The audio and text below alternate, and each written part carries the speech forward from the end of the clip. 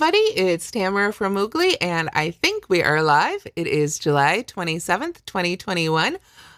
So welcome to the Moogly YouTube channel. I'm going to hit refresh here on my computer so I can try and see if we are in fact live, which it looks like we are. Yay. So let me go over here so I can see your comments, get those all loaded up. Hi, Angela. Great. Thank you so much for tuning in. All right. Awesome. So it looks like we are live. So like I was saying, thank you and welcome back. I was just over live on Facebook, which I had to do from my phone today. That's why this one is, if you saw the Moogly post go live and you were expecting this earlier, we meant to do it earlier. It's one of those days where technology just wanted to fail over and over again. And I don't know if it was something on our end or something on Facebook's end, but I eventually ended up doing it from my phone, but it's up.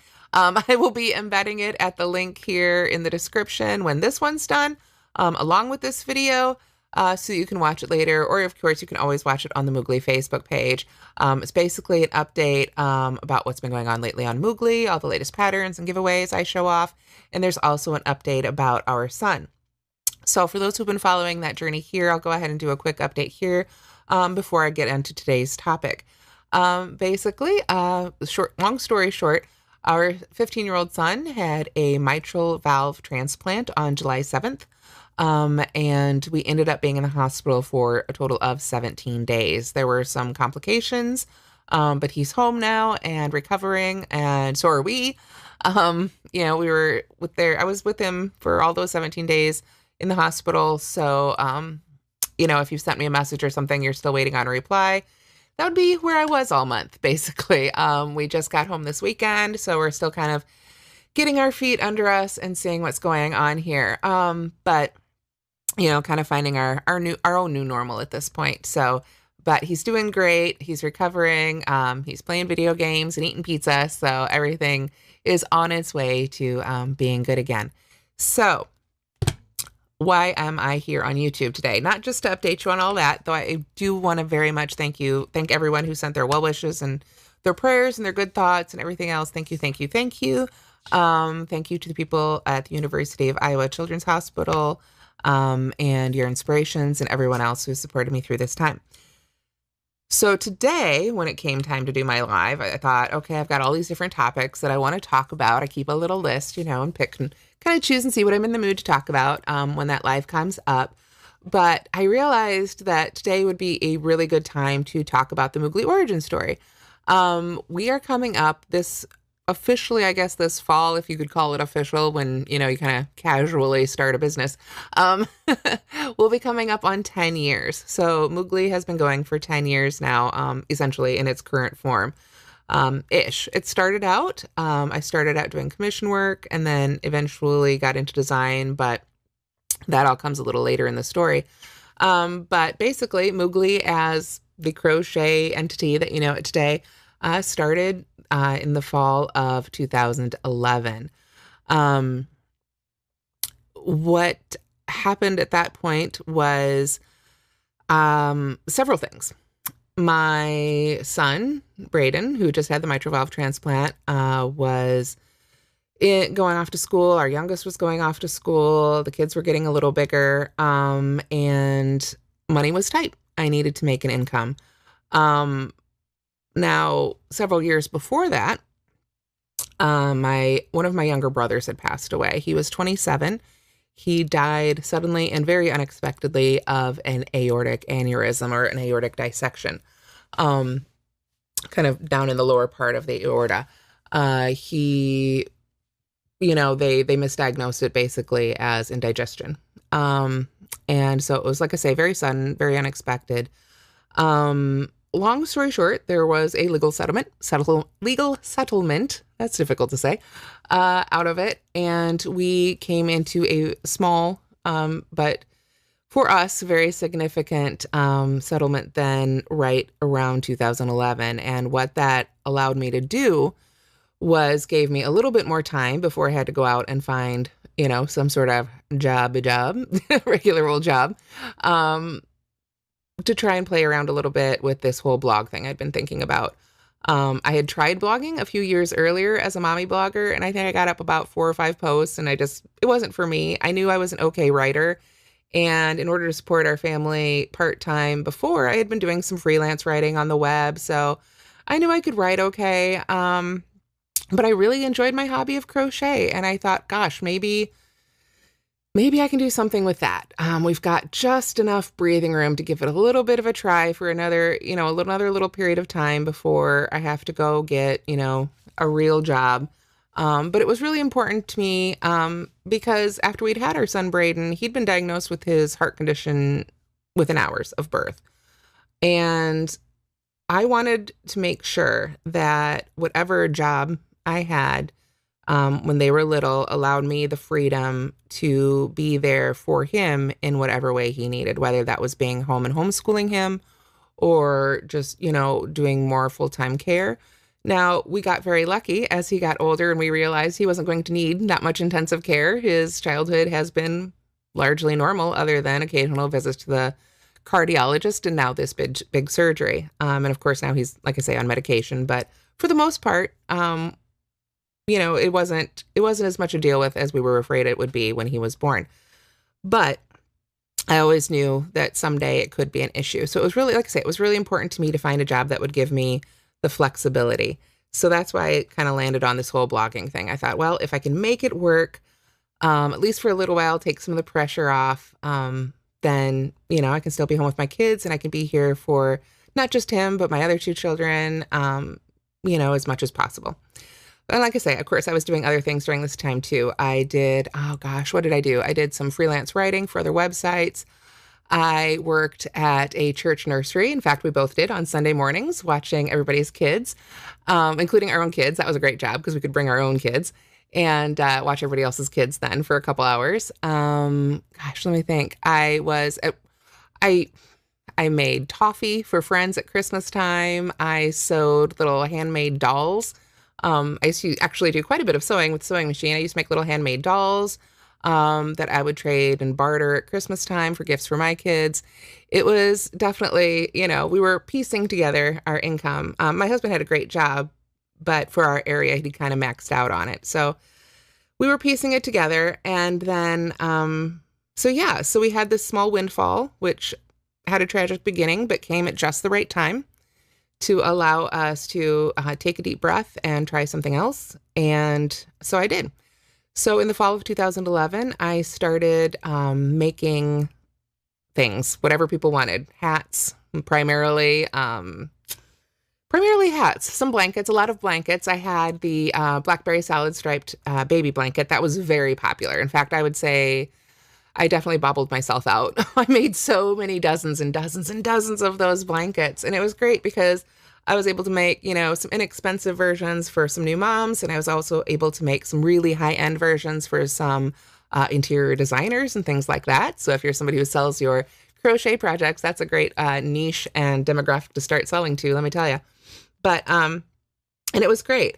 But like I say, I was making bobble blankets and hats and so many bobble blankets. I was bobbling all day long and it was great. And it was definitely helping to support our family. But at the same time, I had been using my blog and Facebook to advertise. I didn't have an Etsy store or anything. It was pretty much word of mouth. And that word of mouth had gotten out to other crocheters who were asking for the patterns. So I thought, well, I'm a crocheter. I know I can crochet. I'm never going to go out and buy a finished crochet blanket because I know I can make it myself, right? That's how we all think. You see that sweater or something in the store and you're like, I can make that. And that's what you do. You go home and make it. So, gosh, sorry, I got distracted by one of the comments that popped up. Thank you so much, guys. So basically I decided to go ahead and share the patterns because I thought, well, like I say, it's one more little thing here.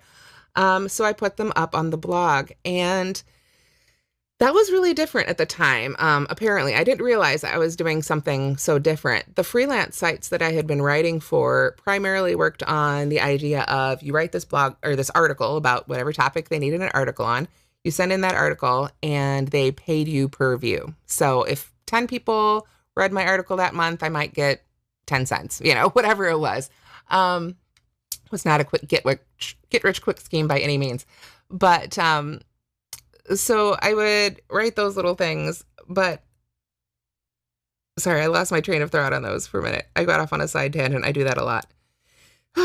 Anyway, I was writing all these little things. And so what that taught me though was that there was different ways to make money online. I had seen sort of that model before. Now, of course, around that same time, a few years before, I had joined Ravelry, so I had seen that.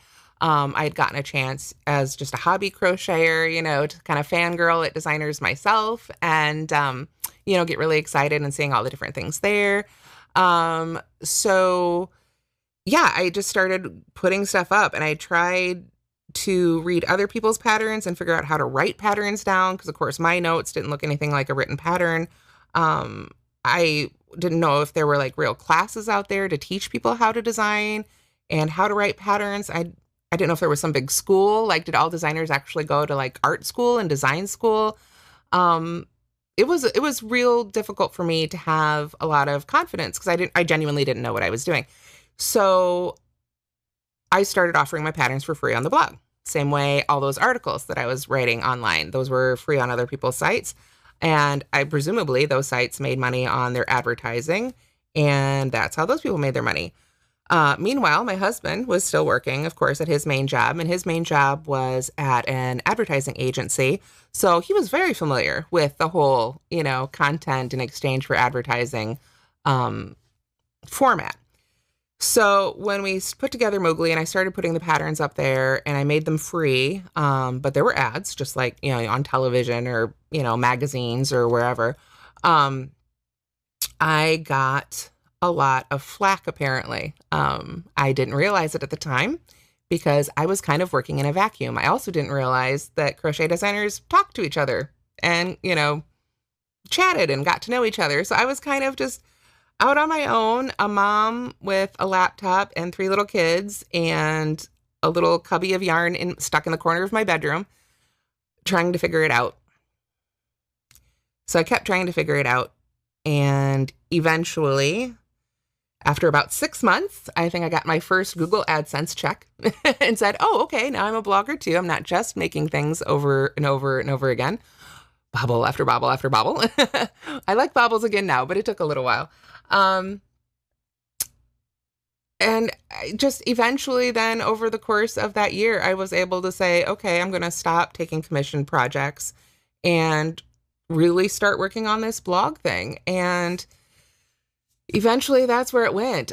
So if you really want to do a deep, oh gosh, don't, but if you really wanted to do a deep dive on mooglyblog.com and head way back to like the posts in 2011, 2012, there's probably still some out there that say at the bottom, like, look at these things I've made. Contact me if you'd like me to make something for you. Don't do that. I would love to have that time, but I don't have the time to, of course, make commission projects for people anymore. Moogly really took off in a vastly different direction. Within that first year, I finally did meet some other designers and start talking to them. And, and I met people who were trying to follow the same path I was and the people who were getting that same flack. And over the years since then, I think on one hand, I've shown that this model works, that you can give things to people for free, even though I'd like to think I figured out how to write a crochet pattern fairly decently now. I still remember my roots. I remember when I was too broke to buy a pattern. I remember when I had to save up to get that skein of yarn as part of my grocery money. So it was always really important to me when first, of course, when I didn't know what I was doing and I didn't want to charge anybody because I didn't know what I was doing. But even now, I think it's just part of my mission. I want to make sure that everybody has access as far as I can. I don't write in other languages. I only speak English well. I'm not a web tech guru. I don't know how to float into your living room and teach you personally, but as far as I can, to make the content free and available for those who are searching for it. So that's long story long, I think, about where we're at. Trying to see if there's any questions. Feel free, ask questions if you guys have questions. I know that was kind of a long story and kind of all over the place. writing is probably more my forte than verbal storytelling, just because I can write an outline and fill it in and go back and say, oh yeah, then this part, then this part, then this part happened. But that's, yeah, the essentials, I'd say, of the Moogly origin story. Like I say, eventually we were able to stop taking commissions, because that took up, obviously a lot of time. Designing still takes a whole lot of time. And of course, everything else goes along with it now. Within a couple years, I attended my first CGOA conference. And I want to say that was 2014 or 2015 that I attended, probably 2014, I attended my first CGOA conference. And talk about funny coincidences. I was so scared. I felt like a complete fraud, like a complete fraud. I had all the imposter syndrome there. But by the time I left, I had friends. I had happened to run into somebody who worked at Craftsy and scheduled all their crochet videos. And then a few months later, we got together and I started making the Craftsy classes, which are now miraculously up for sale again. And in fact, the crocodile crochet class, I think, has DVDs offered for it now too, through Craftsy, now that they've been purchased and re-upped. So yeah, it's great. But it's definitely been a journey over these last 10 years. And I don't know if any of it was genuinely expected or planned. When people have said over the years, where do you see Moogly in 5 years? I always say I have no idea, because so much of this is based on technology. When I started, it was just a blog and Facebook. And Facebook was different 10 years ago, for those of you who remember. And then, of course, we eventually added YouTube, and I'm on Twitter for what that's worth. But Twitter's still not that useful for me. But Instagram, I'm debating whether or not I should start a TikTok. It's, more time, more things to do. I love watching everybody's TikToks, but it seems like a really, really intensive thing to make those little tiny videos. So yeah, the YouTube channel itself was a push from my husband, Jeff. You hear me mention him. He's definitely behind the scenes on all this stuff. I really genuinely thought that there were so many crochet channels out there on YouTube already that there wasn't space for another one. And I'm glad I didn't listen. I'm glad he let me talk me into starting one. Like I say, 10 years ago, I never would have imagined that I'd be sitting here talking to you with my face showing. When I started Moogly, I was still coming off the era of the internet where you kept like your real name off the internet. So I was trying to be all private. Yeah, that didn't last long, but yeah, so it's been a crazy ride. And I want to thank everybody who's come along, whether you joined recently or you were there from the beginning. Somehow, miraculously, I got fans right off the bat. I don't know how, but thank you. And here we are. And hopefully now things will get back into the groove. I find it pretty interesting that not the whole reason, but a big part of the reason I wanted to start this business was so that I could be home and take care of my kids in the way I wanted to. And here we are 10 years later, and he had the surgery that kind of started it all. The kid who kind of made me say, okay, I need to figure something else out. He finally had it. He finally had the surgery that's been hanging over our heads for the past 15 years and inspired me in a large part to start this business 10 years ago. So it's interesting timing, and it has certainly put me in a reflective mood. But yeah, I'm excited to see where the next 10 years take us. Maybe I will be beaming into your living room to help you with that one little stitch. Who knows? Who knows at this point? I certainly wouldn't have expected it to go the way it's gone, but what can I say? It's been an adventure, and I am so excited to have more adventures with you guys. So thank you, thank you, thank you. And I'm so glad you guys are here, and thank you for all your wonderful comments on the videos, on the recorded videos, on the live videos, visits to the blog.